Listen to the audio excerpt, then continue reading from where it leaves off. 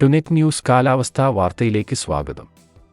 കേരളത്തിൽ 2 മാസത്തോളമായി തുടരുന്ന കടുത്ത ചൂടിനിടെ ആശ്വാസമഴ എത്തുന്നുവെന്ന് സ്വകാര്യ കാലാവസ്ഥാ നിരീക്ഷണ വിഭാഗമായ മെറ്റ്ബീറ്റ് വെതർ. ഈ മാസം 21 മുതൽ 25 വരെ അല്പം ഭേദപ്പെട്ട മഴ ലഭിക്കുമെന്നാണ് നിലവിലെ നിരീക്ഷണമെന്ന് മെറ്റ്ബീറ്റ് വെതർ അറിയിച്ചു. തെക്കൻ കേരളത്തിൽ കുറേ ദിവസങ്ങളായി ഒറ്റപ്പെട്ട രീതിയിൽ വേനൽമഴ ലഭിക്കുന്നുണ്ട്.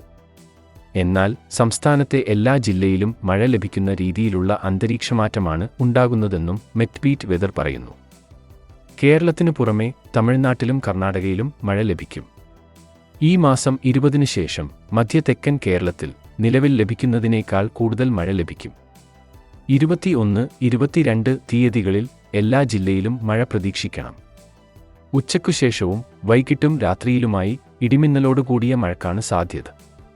കോഴിക്കോട് മുതൽ തിരുവനന്തപുരം വരെയുള്ള ജില്ലകളിൽ ഒറ്റപ്പെട്ട ശക്തമായതോ ഇടത്തരമോ ആയ മഴയും കണ്ണൂർ, കാസർഗോഡ് ജില്ലകളിൽ ചാറ്റൽ മഴയോ ഇടത്തരം മഴയോ ആണ് പ്രതീക്ഷിക്കുന്നത്.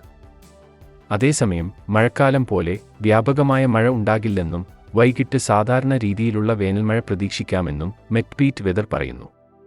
മഴയ്ക്കൊപ്പം ശക്തമായ കാറ്റും മിന്നലും ഉണ്ടാകും. മലയോര മേഖലകളിൽ മലവെള്ളപ്പാച്ചിലും ഉണ്ടായേക്കാം.